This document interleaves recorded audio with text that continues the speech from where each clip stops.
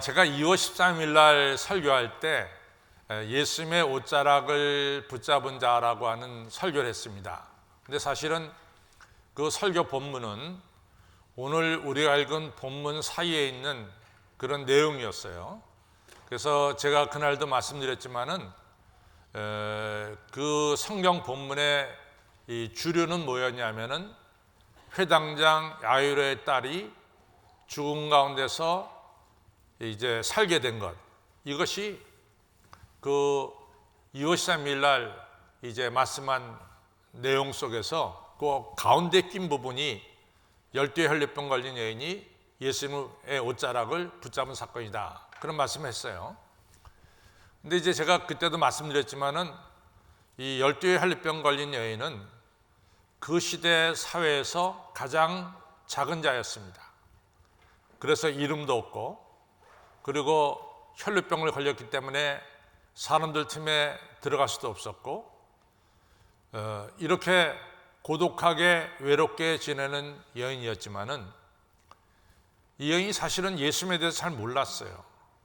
예수님이 베드로의 고백처럼 주는 그리스도시요 살아계신 하나님의 아들입니다 라고 하는 이런 분명한 신앙 고백도 없었습니다. 단지 이 여인은 12의 혈류병 걸렸기 때문에 거기서 낫기 위해서 그냥 물에 빠진 사람 지푸라기도 잡을 수밖에 없다고 했듯이 이 여인은 기적을 많이 베푼다고 하는 예수라고 하는 분의 옷자락만 붙잡으면은 자기에게 기적이 일어나지 않을까, 이런 아주 단순한 마음으로, 그리고 그 당시에 율법인 피를 흘린 자가 군중들 틈에 들어가지 못한다라고 하는 그 규율을 뛰어넘어서 예수님의 뒤를 쫓아서 예수님의 옷자락을 잡은 여인이죠. 근데 얼마든지 그 시대에서 가장 낮은 자였던 이 여인을 예수님은 그 많은 사람들 중에서 그 여인을 기억하셨습니다. 그리고 예수님에 대해서 주는 그리스도시요 살아계신 하나님의 아들이라고 하는 분명한 신앙 고백도 없이 그냥 단순하게 예수님을 마술을 베푸는 사람 중에 하나로 생각하고 예수님의 옷자락을 붙잡은 이 여인의 병을 예수님께서 고쳐주셨다라는 거 하는 사실을 말씀드렸습니다. 그리고 이 여인은 병이 낫자마자 조용히 예수님 곁을 떠나려고 그랬죠. 그러나 예수님은 이 여인을 일으켜 세워서 사람에게서 중요한 것은 병을 낫는 것도 중요하지만 구원받는 것이 중요하기 때문에 이 여인에게 당신의 병이 낫게 된 것은 바로 하나님의 아들 예수 그리스도의 은혜로 말미암아 당신의 병이 낫게 됐고, 그래서 예수님을 알게 했고 예수님을 믿게 했고, 그리고 결론적으로는 구원받은 하나님의 자녀가 되겠다라고 하는 사실을 제가 2월 13일에 말씀을 드렸습니다. 오늘도 똑같은 선상에서 이 회당장 야이로의 딸의 이야기를 우리가 볼 수 있습니다. 예수님께서 수많은 기적을 베푸셨는데 성경에 죽은 자를 살린 사건이 3가지가 나옵니다. 그것은 오늘 우리가 읽은 대로 회당장 야이로의 딸 12살 난 딸아이가 살아난 것이 나오고, 또 하나는 누가복음 7장에 보면은 예수님이 나인성이라는 곳에 갔는데 그때 이 관이 성 밖으로 나오고 있었어요. 그런데 그 관 뒤에 따라오는 여인이 실신할 정도로 슬피 울면서 관 뒤로 따라 나오는 거예요. 그래서 예수님 보니까 이 과부의 아들, 대강 그 아들의 나이를 20살 정도로 추정하는데 20살 난 아들이 갑자기 죽은 거예요. 우리가 알다시피 예수님 시대 여자한테는 재정적인 권한이 없는데 아들마저 이 죽어버렸으니까 이 과부된 이 어머니는 얼마나 슬프고 또 얼마나 어려운 지경에 처하게 되는지 우리가 짐작할 수 있습니다. 이 여인이 실실할 정도로 우는 거예요. 예수님이 그 장례 이것을 보면서 너무 슬프셨어요. 그래서 상녀가 나가는 것을 멈추게 하고 그 관 위에다 손을 얹고 청년아 일어나라 라고 말씀했어요. 그때 청년이 일어나서 죽은 자가 살아나서 관이 앉아가지고 다른 사람들, 관을 메고 가는 사람들과 대화를 나누는 기적 같은 일이 벌어졌습니다. 세 번째 죽은 자를 살린 것은 요한복음 11장에 나오는 우리가 잘 아는 이 마르다와 마리아의 오라비 나사로의 사건입니다. 나사로가 죽은 지 4일 됐어요. 근데 예수님께서 이 나사로 무덤에 가서 예수님 우셨죠. 그러면서 나사로야 나오라 할 때 이 죽은 나사로가 수의를 입은 채로 무덤 밖으로 뚜벅뚜벅 걸어 나오는 이런 기적의 역사가 일어났습니다. 근데 오늘 이 12살 난 딸 아이가 살아나고 또 이 청년, 나인성 과부의 아들 청년이 살아나고 또 이 죽은 나사로가 살아난 것, 죽었다가 살아난 것, 보통 중요한 사건이 아니죠. 보통 중요한 사건이 아닙니다. 그런데 예수님께서 중요하게 보시는 것은 뭐냐? 물론 죽은 자가 살아나는 사건이 너무 중요해요. 그러나 더 중요한 것은 바로 그 사람이 구원을 받아야 된다고 하는 사실이에요. 그 사람이 구원을 받아야 된다는 사실입니다. 제가 이제 영국 소설가 중에 오스카 와일드라고 하는 사람의 이야기를 가끔 합니다. 근데 이 오스카 와일드는 참 이 성경을 바탕으로 해서 짧은 글을 많이 썼는데 그 사람의 글은 오늘 우리들에게 예수님 믿는 여러분과 저에게 많은 감동을 끼치고 있어요. 뭐 여러 가지 이야기했지만 그 중에 하나는 아주 건장한 사람이 길 가는 사람 때리고 횡패를 부립니다. 그래서 예수님이 지나가시다가 그 청년에게 당신은 왜 죄 없는 사람을 때리고 행패를 부립니까? 라고 말하니까 그 사람이 말씀하기를 예수님 저 모르세요. 제가 중풍병 걸렸을 때 그리고 들것에 누워있을 때 예수님이 오셔서 저를 고쳐주셔서 제가 건강한 몸 되지 않았습니까?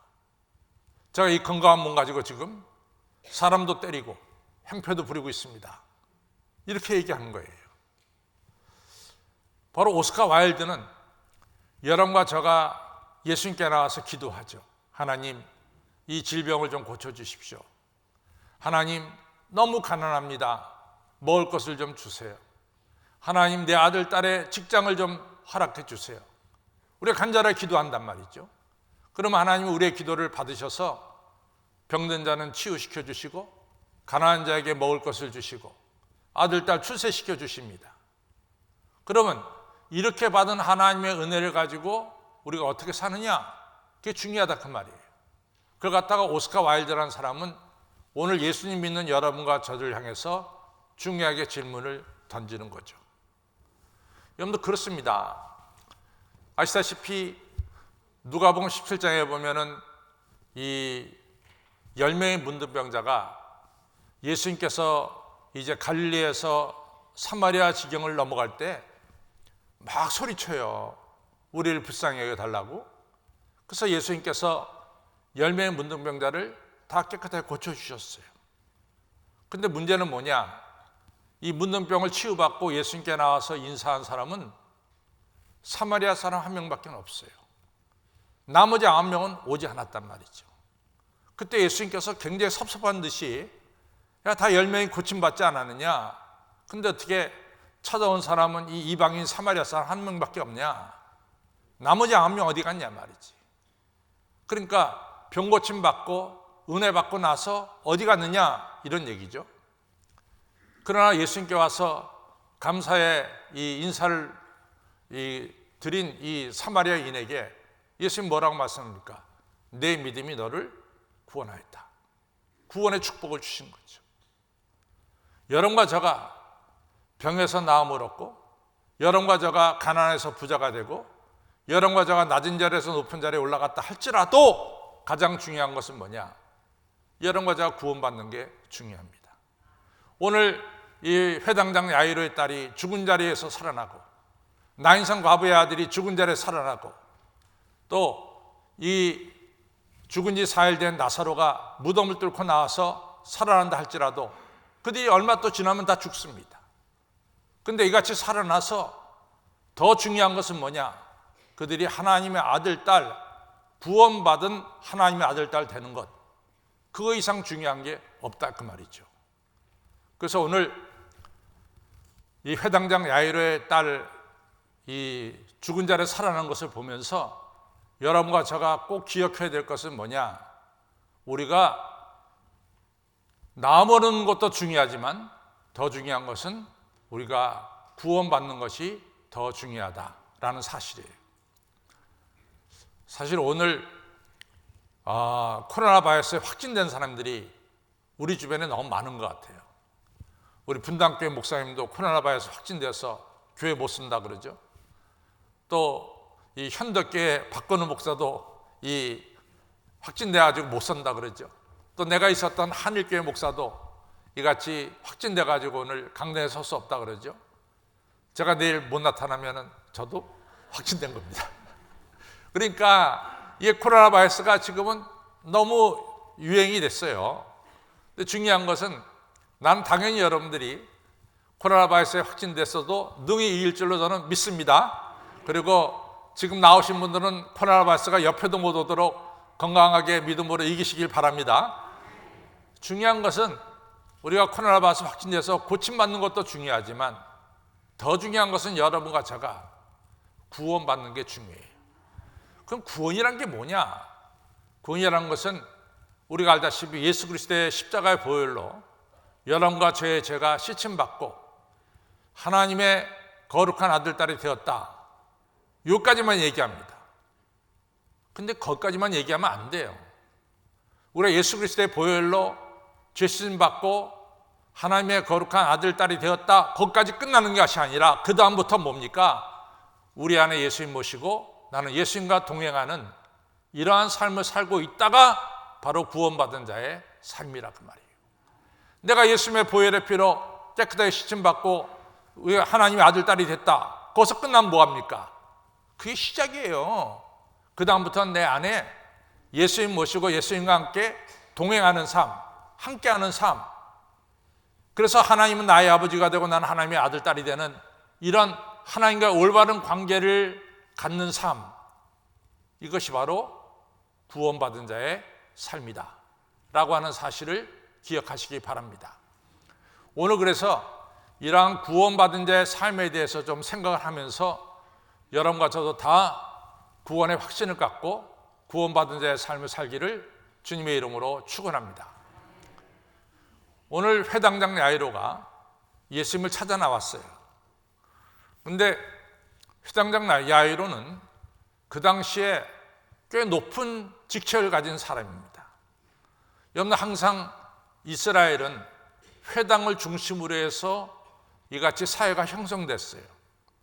한 예를 들자면 1948년 5월 14일 날 이제 이스라엘이 독립하고 나서 소위 말해서 시오니즘이라고 해가지고 세계에 흩어진 유대인들이 이제 이스라엘로 오기 시작했죠. 그러면 2000년 넘게 나라가 없었던 이스라엘 사람들이 어떻게 저 사람이 이스라엘 사람이냐 하는 걸 갖다가 증명할 수 있느냐 이거죠. 그렇잖아요. 뭐 한 군데 모여 살았다 몰라도 전 세계에 흩어진 유대인들이 이제 1948년에 나라가 세워졌다고 해서 전부 다들 미국에서 러시아에서 또 남아프리카에서 이 예루살렘으로 오는데 그 사람들이 유태인이라는 것을 어떻게 증명하냐 말이지. 2000년 동안 호적 없이 지냈는데 말이죠.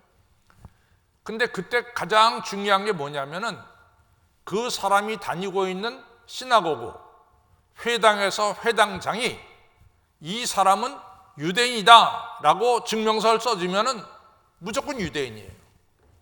그 정도로 이 회당장 랍비의 권한은 대단히 셉니다. 이러한 회당장 야이로가 얼마나 힘이 있었겠어요? 이 자기 딸을 고치려고 백방으로 노력했을 것입니다. 근데 고칠 수가 없었어요, 결론은. 그래서 이 회당장 야이로는 자기 자신을 깨닫습니다. 자기 한계를 깨닫는 거죠. 내가 부족하고 내 힘으로는 내 딸을 고칠 수가 없다라는 것을 확실하게 깨닫는 거죠. 그래서 회당장 야이로는 자기의 부족을 깨닫고 예수님을 찾아왔습니다. 그리고 오늘 성경에 본 대로 예수님 앞에 무릎 꿇고 간절하게 내 딸이 낫기를 위해서 예수님에게 구한 것을 알 수 있어요. 구원의 시작은 자기의 부족을 깨닫는 데서 구원의 시작은 이루어집니다. 자기의 부족을 깨닫지 않고는 우린 구원받은 자의 삶을 살아갈 수가 없어요. 여러분과 저가 모자람을 깨달을 때, 부족함을 깨달을 때 바로 거기서부터 구원의 길은 시작이 되는 거예요. 우리가 쉽게 교만한 자 하면 잘났다, 다른 사람들 머리 위에 걸어다니는 자가 교만한 자다, 이렇게 얘기합니다. 근데 성경에서 말하는 교만한 자는 아주 정확해요. 하나님을 필요로 하지 않는 자입니다. 하나님을 필요로 하지 않는 자가 바로 성경에서 말하는 교만한 자예요. 겸손한 자는 뭐냐? 하나님의 은혜가 아니면 살아갈 수가 없다라고 깨닫는 자가 겸손한 자예요. 바로 회당장 야이로는 사회적으로는 높은 위치에 있었지만도 자기 자신을 알았어요. 그래서 자기의 부족을 깨닫고 예수님께 나온 거예요. 여러분들 요한복음 3장에 나오는 니고데모도 그렇습니다. 니고데모도 그가 산헤드린 의원이고 또 이스라엘 선생으로서 꽤나 사람들에게 존경받는 위치에 있었지만도 니고데모는 알았어요. 자기가 지식으로 구원의 확신이 없다는 것을 알았어요. 그래서 한밤중에 예수님을 찾아온 거예요. 그래서 어떻게 하면 영생을 얻겠느냐고 물어본 거예요. 그러니까 니고데모가 예수님의 제자가 되고 구원받은 자가 되는 거죠. 또 누가복음 19장에 나오는 삭개오도 마찬가지예요. 삭개오는 여리고라고 하는 큰 도시의 국세청장입니다. 세리장입니다. 물질적으로 모자람이 없는 사람입니다. 사람들이 다 삭개오 앞에 머리를 숙여요. 왜? 삭개오한테 머리 숙여야지 세금이 좀 내려가니까 삭개오 앞에 머리를 숙여요. 그러나 삭개오는 아무리 돈을 가졌어도, 아무리 사람들이 자기에게 절을 해도 자기 자신을 깨달은 거예요. 자기는 모자란 사람이고 부족한 사람이고, 그래서 예수님을 만나야 된다고 하는 이런 분명한 자기의 부족을 깨달았죠. 그래서 뽕라임에 올라가서 예수님을 쳐다본 거죠. 여러분, 그렇습니다. 누가 구원받은 자의 삶을 먼저 시작하느냐? 그것은 나의 부족을 깨닫고 예수님께 찾아 나온 자들이 구원받은 자의 삶을 시작할 수가 있는 거예요. 오늘 예배드리는 여러분들은 다 자신의 부족을 깨닫고 나는 주님의 은혜가 아니면 살아갈 수가 없습니다라고 하는 이런 마음을 다 품었기를 바랍니다. 그래야만이 여러분들이 구원받은 자의 삶을 살아갈 수가 있어요. 성경에 보면요, 예수님 앞에 나온 사람들 많이 있어요. 마태복음 22장에 보면은 바리새인이 예수님 앞에 나왔어요. 이 사람이 예수님 앞에 나온 것은 예수님을 갖다가 잡아놓으려고 나온 거예요. 자기의 부족을 깨닫고 나온 것이 아니라 예수님에게 흠집을 잡고 예수님의 그 흠으로 말미암아 예수님을 로마에게 넘기려고 나온 거예요. 그래서 물어본 질문이 뭡니까? 로마 황제 가이사에게 세금을 바치는 것이 가합니까? 불가합니까? 아주 까다로운 질문을 예수님에게 던진 거죠. 그 바리새인은 예수님 앞에 나왔지만은 자기의 부족을 깨닫고 나온 것이 아닙니다. 예수님을 잡아놓으려고 나온 겁니다. 그 뒤에 또 사두개파 사람들이 나왔어요. 그 사람들은 왜 나왔느냐? 예수님이 말씀하는 부활은 틀린 거다 이거죠. 예수님 말씀하신 부활이라고 하는 것은 없는 건데 저 예수라는 사람이 거짓 증언을 한다 이거죠. 그래서 이 사두개파 사람들이 나와서 예수님이 잘못 알고 있는 것을 가르쳐 주려고 어떤 그 큰 며느리한테 시동생들 6명, 7명이 다 장가 갔는데 나중에 하늘나라 가면 누구의 이 여자는 누구의 부인이 되겠습니까? 이상한 질문을 던진 거예요. 그러니까 그러니까 예수님께서는 하늘나라는 죽은 자 하늘나라가 아니다 말이지. 이러면서 말씀하셨죠. 이 사두개파 사람은 자기가 잘났어요. 예수님은 틀렸고 그걸 고치려고 나온 거죠. 그것도 잘못된 거죠.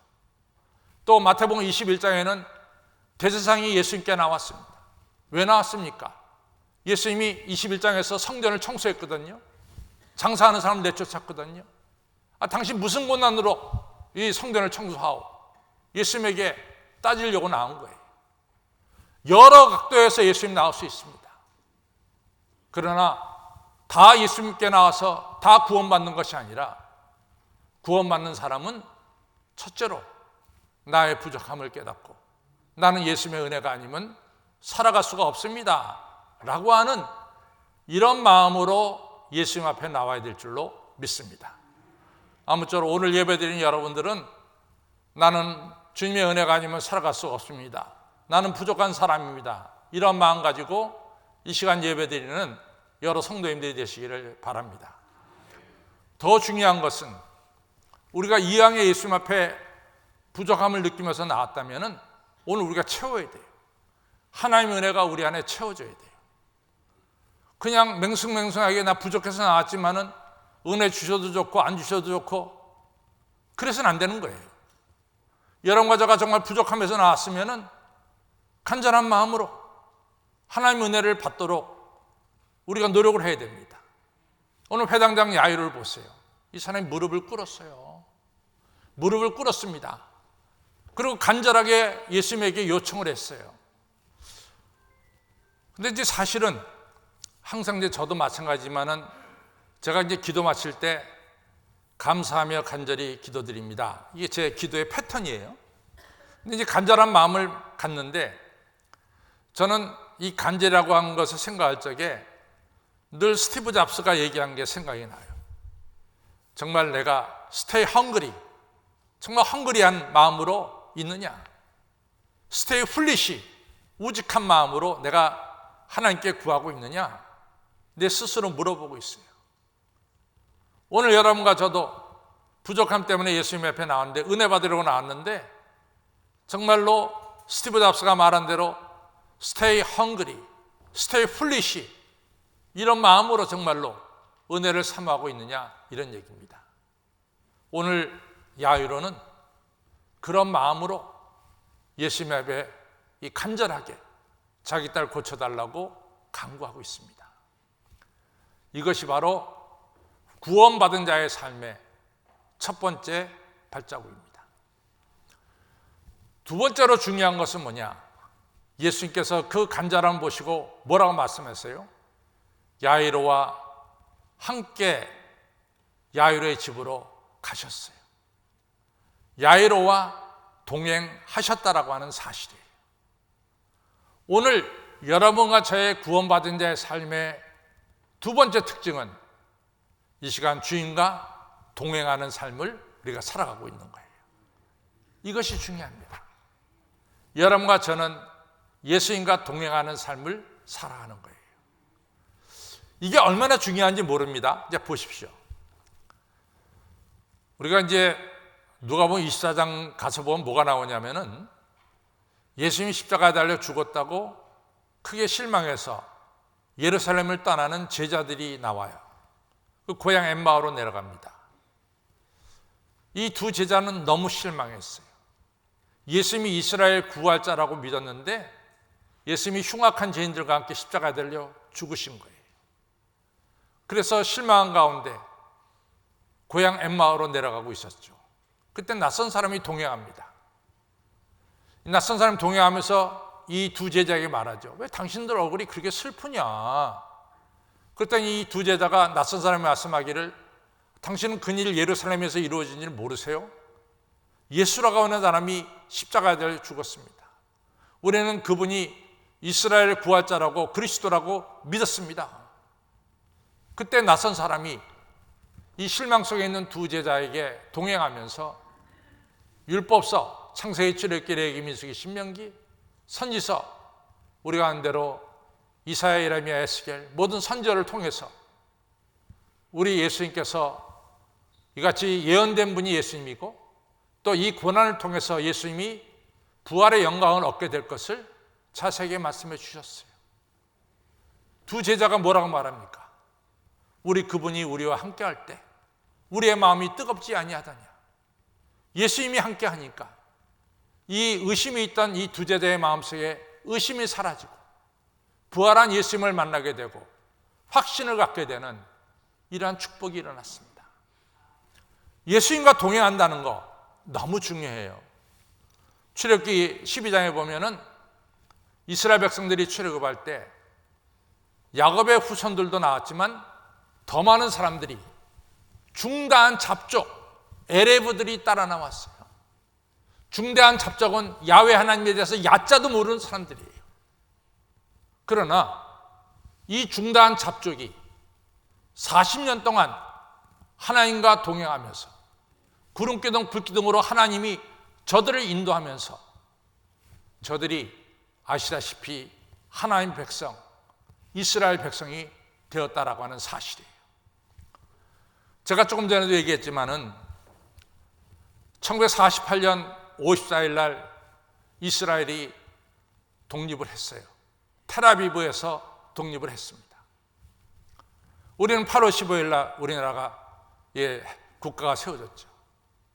그런데 우리는 36년 동안 일제 압박 밑에 있었지만은 이스라엘은 주전 587년에 바벨론에게 멸망당한 뒤에 2000년 넘게 나라 없이 살았어요.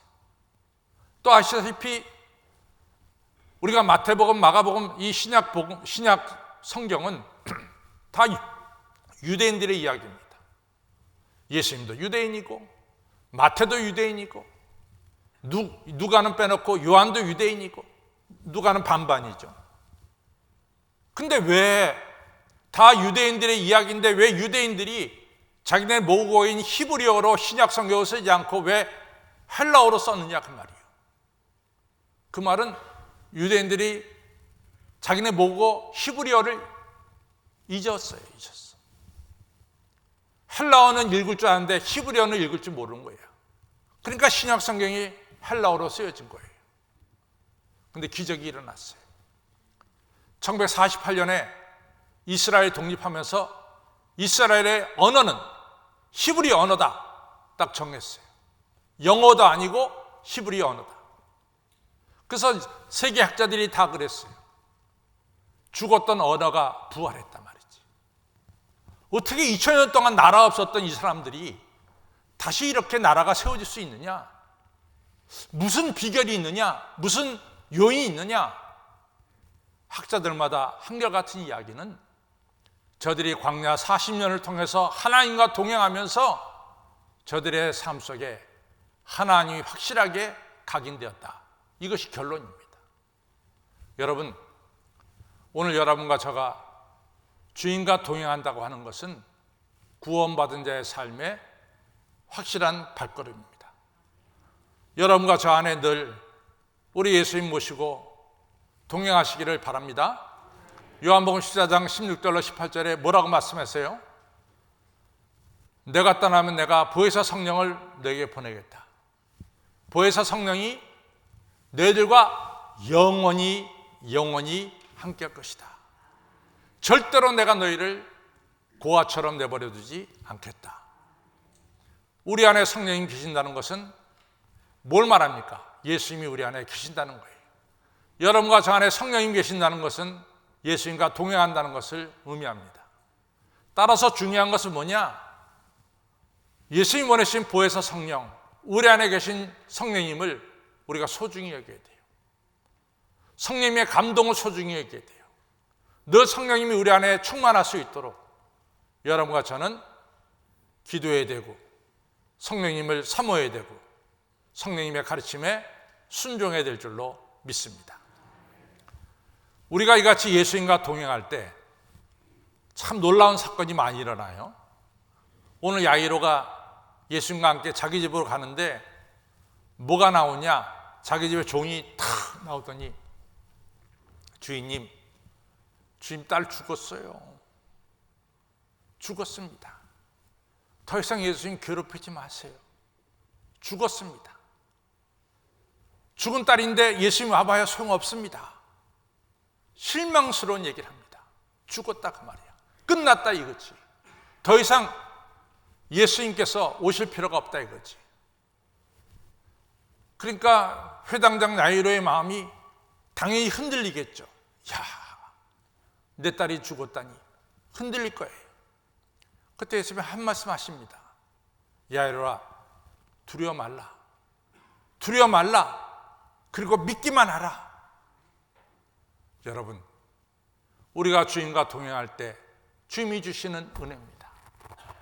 우리가 여러 가지 실망스러운 일들, 우리 안에 걱정스러운 일들, 두려운 일들이 우리에게 닥칠 때 내 안에 계신 예수님께서 말씀하십니다.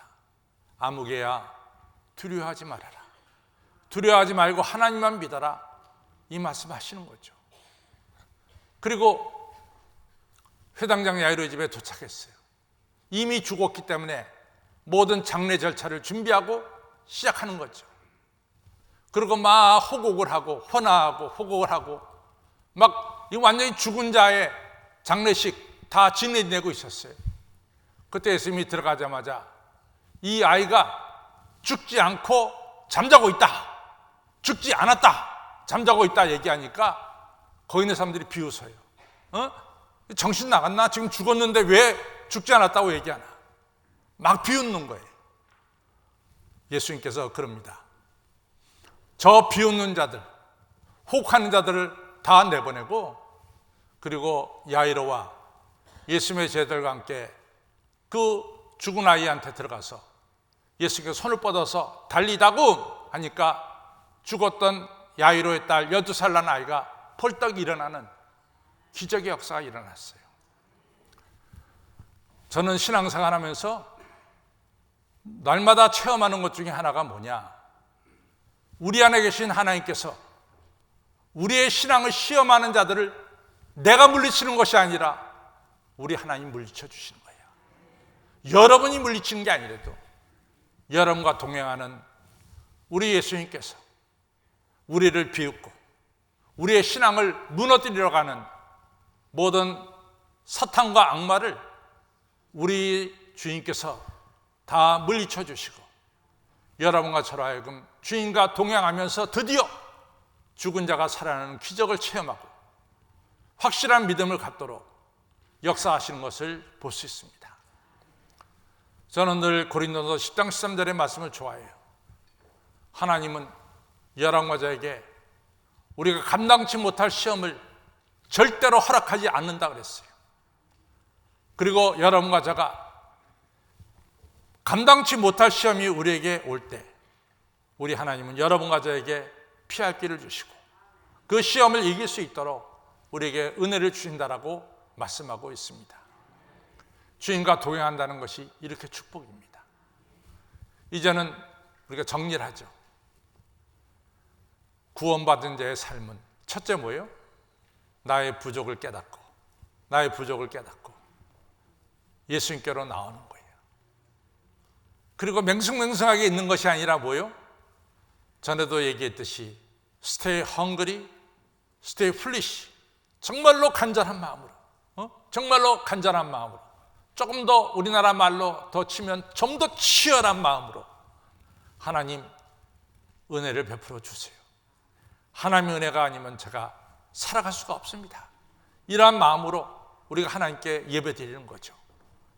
그리고 우리와 동행하시는 예수님을 항상 소중히 여기시고 내 안에 계시는 성령님을 소중히 여기시고 성령님의 감화 감동에 순종하면서 나아갈 때 우리는 악한 마귀 사탄을 이길 수 있고 또 우리가 이 믿음의 삶에서 승리하는 하나님의 성도가 될 줄로 믿습니다. 이것이 바로 구원받은 자의 삶입니다. 이러한 축복이 있기를 주님의 이름으로 축원합니다.